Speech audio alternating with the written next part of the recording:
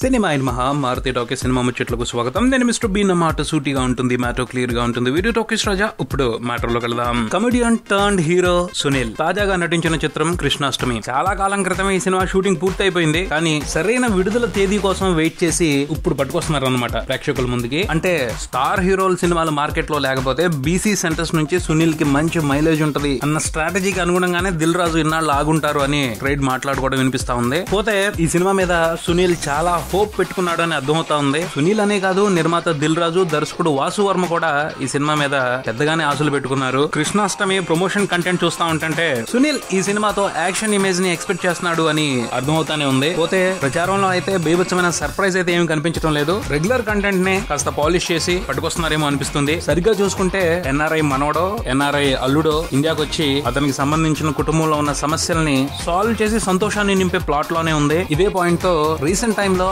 Attarintiki Daredi, Greek వీరుడు, సుకుమారుడు, పండగ చేసుకో వంటి సినిమాలు వచ్చాయి. అత్తారింటికి దారేది బ్లాక్ బాస్టర్, పండగ చేసుకో పర్వాలేదు అనిపించింది. గ్రీక్ వీరుడు, సుకుమారుడు మంచి ఫలితాన్ని అయితే దక్కించుకోలేదు. మరి సునీల్ అదృష్టం ఎలా ఉందో. సునీల్ ఈ సినిమా హిట్ అవుతుందా లేదా అన్న విషయాన్ని పట్టించుకునే పరిస్థితులు అయితే లేడు. ఎందుకంటే ఇంత పెద్ద సినిమాలో నేను నటించడమే గొప్ప అన్న ఆనందంలో ఉన్నారు ఆయన. ఆ పైన సినిమాలో సునీల్ కనిపిస్తున్న యాక్షన్ హీరో అవతారం కానివ్వండి, సెంటిమెంట్ పండిస్తున్న అవతారం కానివ్వండి, పెద్ద ఇంప్రెసివ్ గా అనిపించట్లేదు. ఆ అంశాలతో సునీల్ మెప్పించగలుగుతాడా అన్న అనుమానాలు వినపడుతున్నాయి. డాన్సుల విషయంలో కూడా తన ఒరిజినాలిటీని పక్కన పెట్టి ఈ సినిమా కోసం ఎక్కువగా మెగాస్టార్ ని ఇమిటేట్ చేసినట్టు అనిపిస్తా ఉంది. ఈ అంశంగా చిరంజీవిలా మిమిక్రీ చేశాడు అనిపించుకోకుండా ప్రేక్షకుల్ని సరికొత్తగా ఎంతవరకు మెప్పిస్తాడు అన్నది ఛాలెంజింగ్ గా కనిపిస్తా ఉంది. ఇలా కొన్ని అనుమానాలు ఉన్నప్పటికీ ఈ సినిమాకి ఓ ప్లస్ ఉంది. అదే దిల్ రాజు. తెలుగు ప్రేక్షకుల పల్స్ ని అంచనా వేయటంలో దిల్ రాజు మహా దిట్ట. ఎన్నో యావరేజ్ కంటెంట్ సినిమాల్ని తన జడ్జిమెంట్ తో సూపర్ హిట్లు గా మలుచుకున్నాడు, కమర్షియల్ హిట్లు చేసుకున్నాడు. ఈ కృష్ణాష్టమి సినిమాకి సంబంధించి కూడా దిల్ రాజు దగ్గర ఏదో స్కీమ్